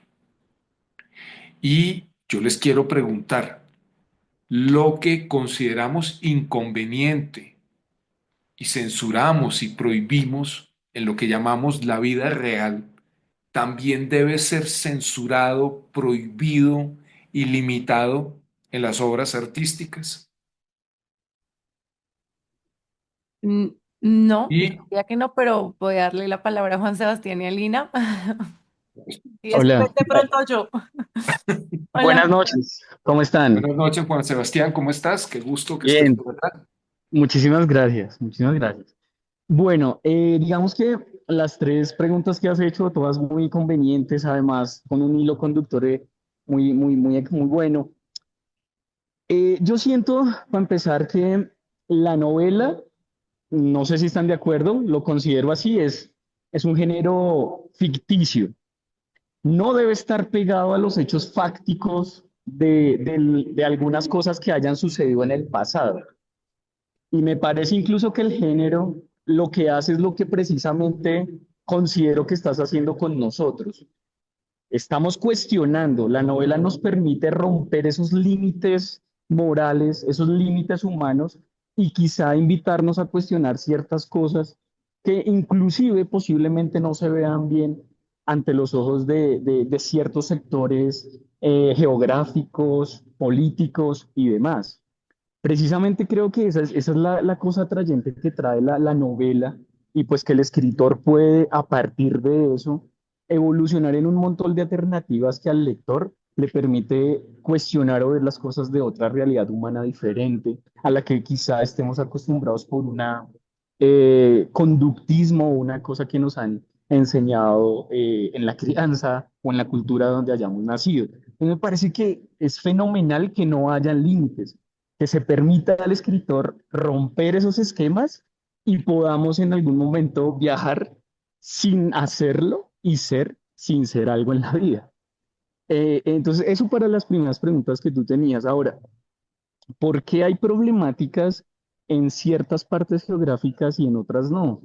Me parece que en ocasiones eh, el fanatismo, o me perdonarán la expresión, la mojigatería de ciertas culturas hacen que hayan imposibilidades al escritor para enfocar sus obras con nombres, con realidades, precisamente por lo que acabo de decir. Y ya para finalizar, lo que tú decías con lo de Gabriel García Márquez, me parece que es traído para mi explicación perfectamente, y es precisamente eso. A veces nos apasionamos con la novela, con lo que el lector, y terminamos satanizando a los escritores, incluso juzgándolos por lo que escriben, pero se nos olvida que estamos en un mundo que nos permite entrar en ficción y en mundos irreales. Gracias. Gracias. Lina María. Francesca, yo te di la palabra. Listo. Lina María. No, Mario, es que estás haciendo preguntas muy difíciles. Sí. Y te lo voy a contestar, ya no te lo contesto como una lectora juiciosa, sino como abogada. Yo soy abogada. Entonces tu pregunta es muy importante porque tienes toda la razón. Porque por si puedo hablar de lo que como abrí mi intervención anterior, que lo comparé con la literatura biográfica, que el límite es la ética realmente, cuando no estás deshonrando a alguien. ¿Qué pasa con las personas vivas? Cuando tú hablas de la persona que está viva o que acaba de morir recientemente, es que hay un derecho a la intimidad y a la vida privada, hay un derecho al buen nombre, a la honra, hay un derecho a la protección de datos personales y obviamente eso puede acarrear riesgos concretos para el autor de una obra. Pero entonces, ¿por qué sí se podemos hablar mal de Simón Bolívar? Pues porque es que ahí la extinción de los derechos personalísimos ya dio, o sea, ya no hay honor, ya no hay intimidad que proteger, o sea, con la muerte se extinguen sustancialmente muchos de esos derechos que subordinan el interés histórico, cultural y académico que podamos tener. Entonces, el interés superior en los personajes históricos, digamos que no prevalece tanto como la de los personalísimos de los que están vivos. Y obviamente aquí primaría la libertad de expresión. Entonces, eso para contestarse esa parte. Y la otra que dices muy coherentemente con el caso de Gabriel García Márquez, yo también lo estudié, obviamente en su momento, porque es un caso de derecho relevante. Y precisamente una cosa es describir un delito, otra cosa es confesar un delito y otra cosa es cometer un delito.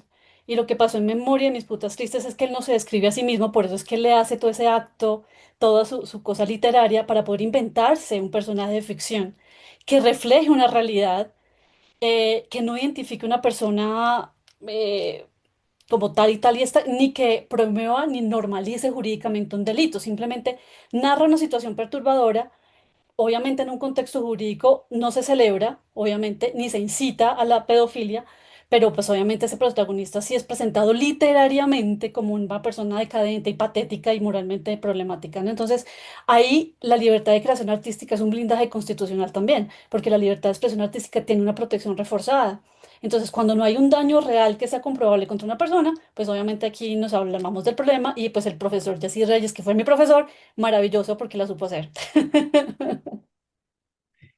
Pues mire, la finalidad de estas cuestiones es, a ver, a menudo se piensa que las obras artísticas, pues, eh, lo entretienen a uno y eso, pero en el fondo de todas las grandes obras hay preguntas vitales muy, muy profundas, como a las que nos está llevando esto de Daniel. O sea, veníamos de Humboldt y Bonpland y miren en dónde estamos. Pero entonces yo quiero volver ahora a la novela, porque también es importante que pensemos cómo las novelas hacen lo que se llama el pacto con el lector, que es señala cierto tipo de condiciones de lectura y amplía o restringe las libertades que el autor se puede tomar. ¿Por qué dirían ustedes que prácticamente desde la primera página Kellman nos indica, sin decirlo, que eso es una novela, que mucho de lo que va a escribir es ficción o prácticamente todo es ficción y que por lo tanto deberíamos tomárnoslo con una o dos granos de sal todo lo que él está diciendo? ¿Cómo identificaron ustedes que él todo el tiempo nos está recordando que es una novela?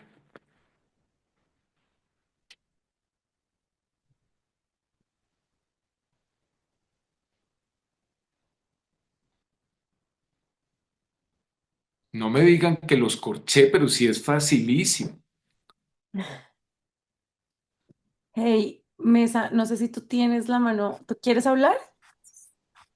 Sí, pues Dale, yo dale. creo que ese facilísimo no es tan facilísimo, pero desde responder como con lo más simple, él es demasiado consciente y fue demasiado consciente de todo lo que escribió.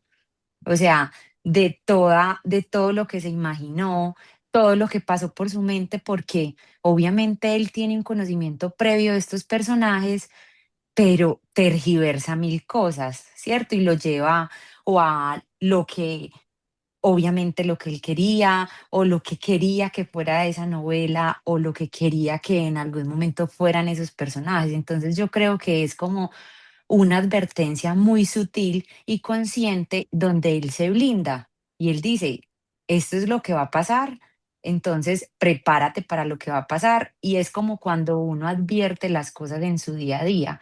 Normalmente uno dice, listo, uno dispone a las personas a veces cuando va a decir o actuar de cierta forma, ¿cierto? Entonces yo creo que él lo hace como un poco pintoresco, como esa introducción, pero por ejemplo a mí me generó demasiada curiosidad, porque yo dije, cuando un autor inmediatamente te dice esto, es como agárrate que lo que vas a leer de ahora en adelante, pues mira dónde nos está llevando esta conversación, que tú lo acabas de decir. Estábamos hablando de los personajes y miren en lo que terminamos.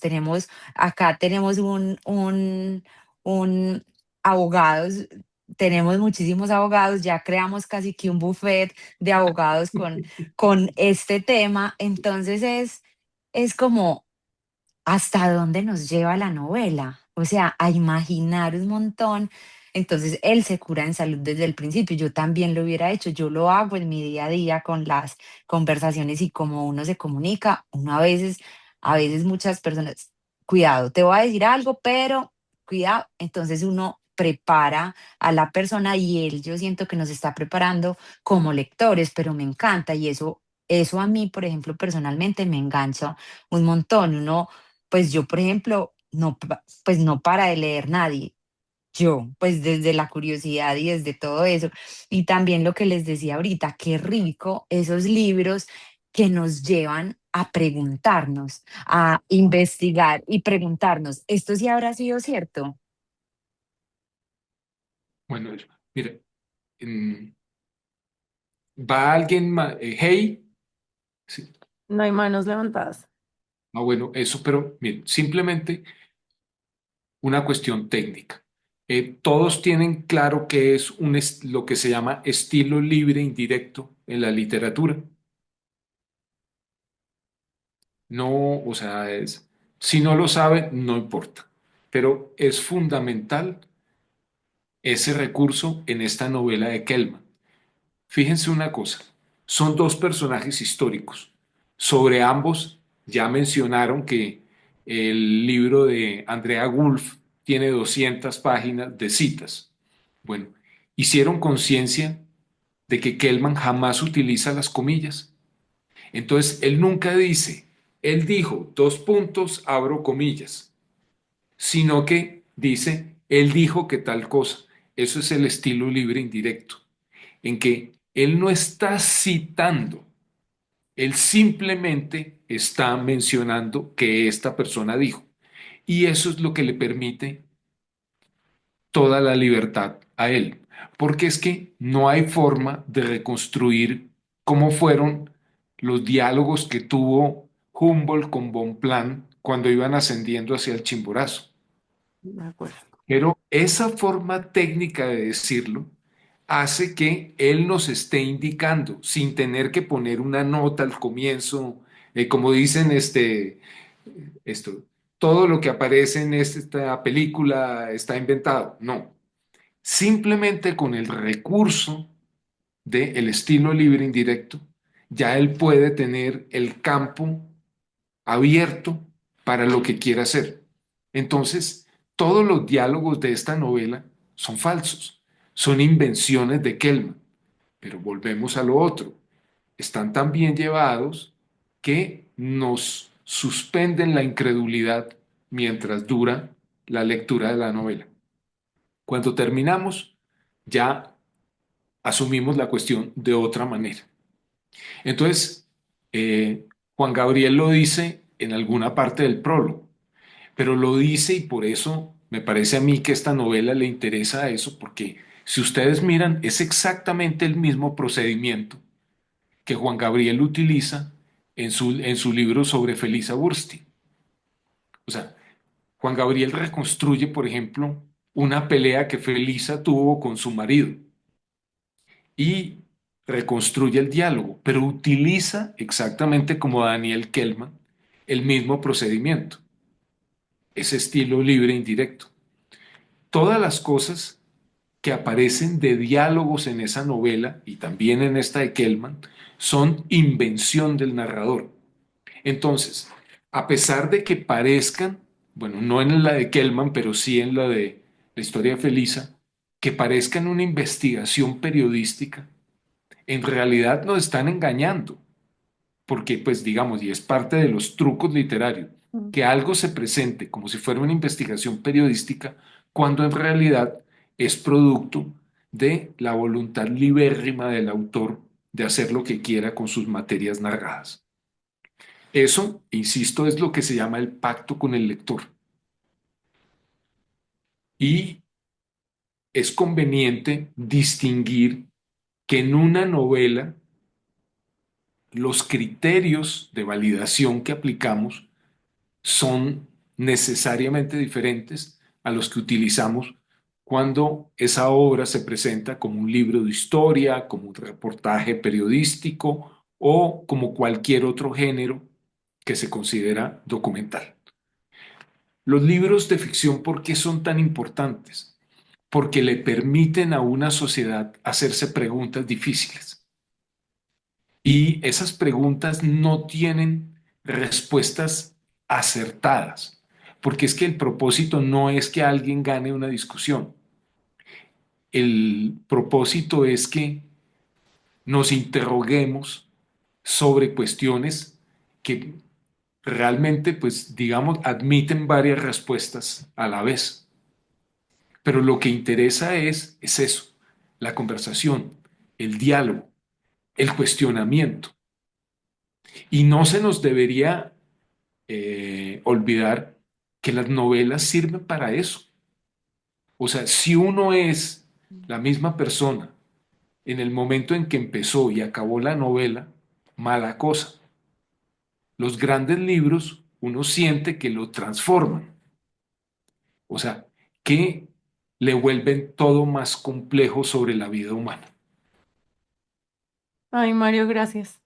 Creo que estamos todos aquí y es el mejor momento para cerrar con esas palabras que nos invitan a seguir No, leyendo pues, libros y pero- seguir. Perdón. no, simplemente quería decir, Sandra, pues para que vean lo que estos temas aquí, llevamos 2 horas hablando, aquí facilito. No hemos parado un solo momento y pudiéramos seguir otro rato, porque supongo que muchos de ustedes pues están que les salen letreros para hacer un comentario aquí, una glosa allá, para subrayar algún pequeño detalle. Pero es que eso es la riqueza de los libros. Y entonces las conversaciones sobre los libros siempre nos quedan como un poco, como que sentimos que pudiéramos seguir más, pero tú tienes razón. Bueno, llegó el momento más esperado de nuestras noches y es la foto con el libro. Así que a los que se quedaron, gracias. Y los que puedan prender su cámara, los espero para traerla. Em, un segundo, quito aquí esto para... ya. Listo. Ay, me encanta. ¿Viste, Mario? Ahora sí todo el mundo con la cámara prendida. Me encanta verlos. Me encanta verlos. Hay un segundo que está con... Bueno, mejor así, para que ya también salga. Un, dos, tres. Ay, no, es Pichel que no era. Un, dos, tres. Ay, no, es Pichel que no era. ¿Cómo es que es F5? Un, dos, tres. No, un segundo, me toca de otra manera. Qué pena, pero quise hacerlo. A ver, lo dejo aquí. Imposible. Uno, dos, tres. Un, dos, tres, va, ahora sí. Ya, me tocó dejarlo así con las dos manos. Muchas gracias. Gracias, Mario. No, Sandra, a Gracias ustedes de porque verdad siempre es un gusto pues conversar con ustedes en esto, que haya tanto interés en las charlas, que se propicie conversación. De verdad vivimos en un país en que la gente no se oye los unos a los otros. Entonces estos espacios pues son maravillosos porque pues no importa que haya diferencias de opinión, todos nos escuchamos con, con mucho respeto y con mucha atención. De acuerdo, inclusive también súper válido, y yo quería decir eso antes, como que a la gente que no le gustó el libro y que ponían todavía ahí en el texto, yo creo que lo rico y lo que a mí en lo personal me enriquece cada día es que este momentico es un tesoro porque aprendo yo también tanto de escucharla. No, pero es que incluso, Sandra, es interesantísimo preguntarse por qué no me gustó este libro. De acuerdo, de ¿Sí? acuerdísimo, de acuerdísimo. Así que bueno, qué rico, gracias, gracias por mantener y hacer que esto suceda. Y bueno, Mario, seguro nos veremos nuevamente Bueno, ya pronto. sabes que yo, Gracias. cada vez que me inviten, muchas gracias a todos y Dale. bueno, Muchas pues gracias. buen Hace rato. comienzo de año. Gracias. Igual, Bueno, buen comienzo para todos. chao. Gracias. Genial, como siempre. Gracias. Buena Chao, noche. chao, feliz noche. Chao. Chao.